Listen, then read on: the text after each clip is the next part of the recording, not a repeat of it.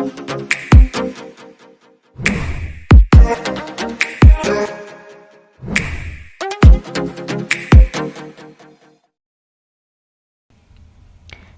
Guys, welcome to our channel KHEYA-TORI।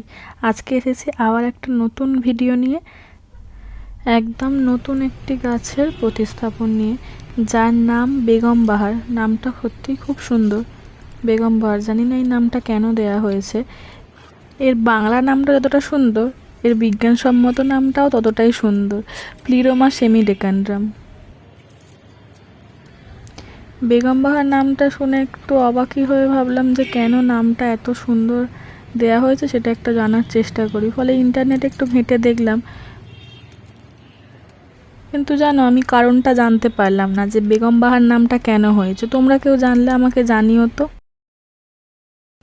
গরমের জন্য গাছের বেশ কিছু ডাল শুকনো হয়ে গেছে, সেগুলো আমি ভালো করে পরিষ্কার করে নিয়ে এবার এই প্লাস্টিকটা কেটে নিচ্ছি।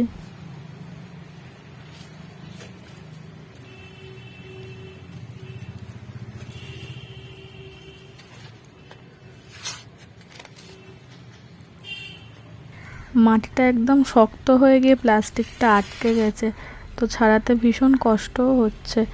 আস্তে আস্তে সাইড দিয়ে মাটিগুলো একটু ছাড়িয়ে নিয়ে তারপর গাছটা প্রতিস্থাপন করব।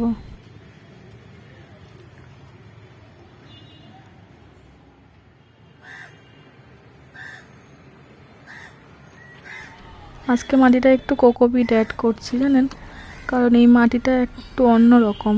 মনে হচ্ছে জল দিলেই জল তাড়াতাড়ি বেরিয়ে যাবে, তাই কোকোপিটটা থাকলে একটুখানি জলটা ময়েশ্চার কি ধরে রাখবে গাছের গোড়ায়।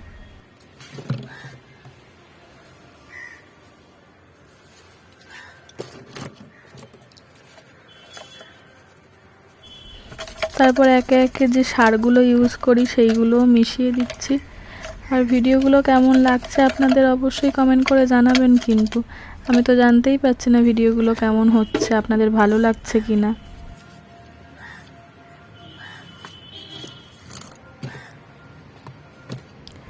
যদি ভালো লাগে বন্ধুদের সাথে শেয়ার করুন, সাবস্ক্রাইব করুন চ্যানেলটি, করে পাশে থাকা বেল আইকনটি প্রেস করে দেবেন। তাহলে আমাদের ভিডিও চ্যানেলে আপলোড হওয়ার সাথে সাথেই আপনারা নোটিফিকেশন পেয়ে যাবেন।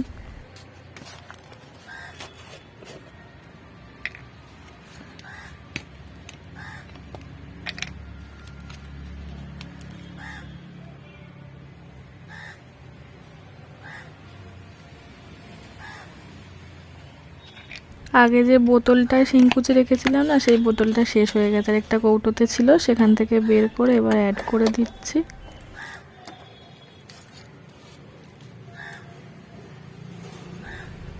আর কিছুটা ভার্মি কম্পোস্ট দিয়ে এবার পুরো মাটিটাকে মিশিয়ে নেব সব কিছু একসাথে ভালোভাবে।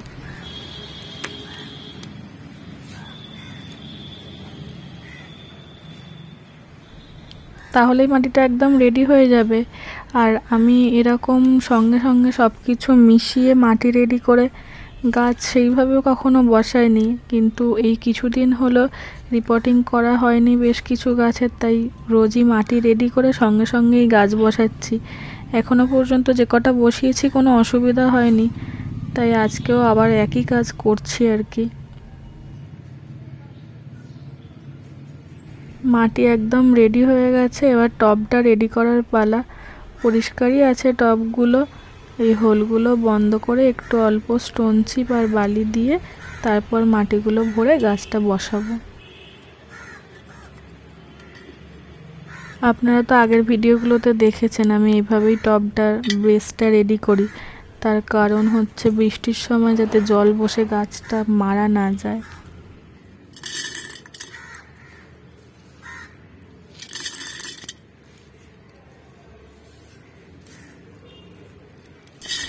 আপনারা যারা এরকম আমার মতো টবে গাছ লাগান ছাদে, তারা এইরকমভাবে করবেন। আশা করি জল বসে কোনো গাছ আপনার মরে যাবে এরকমটা হবে না, কারণ এইভাবে করে করলে ড্রেনেজটা খুব ভালো হয়, বুঝলেন।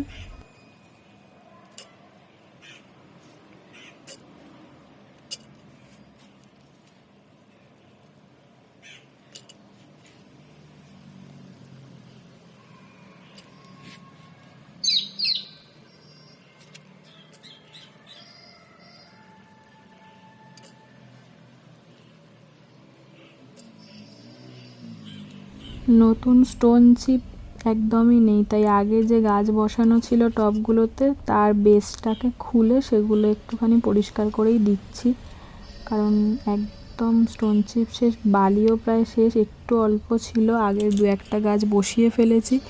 এই স্টোন চিপটা এইভাবে করে ছেঁকে নিয়ে এবার বালিটা এর ওপর দিয়ে দেবো।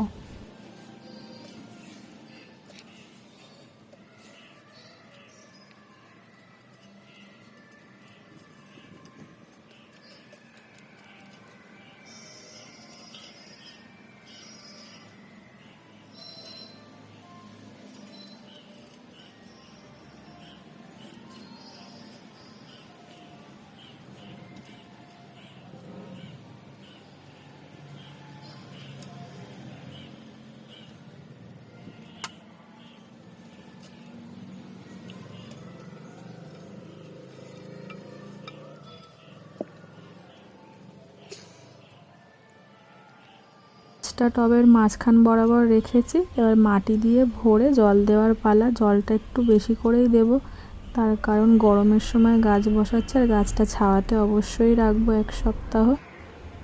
আপনারাও নিজের বাড়িতে গাছ লাগান আর পৃথিবীকে সবুজ করার চেষ্টা করুন। আজকের মতো টাটা।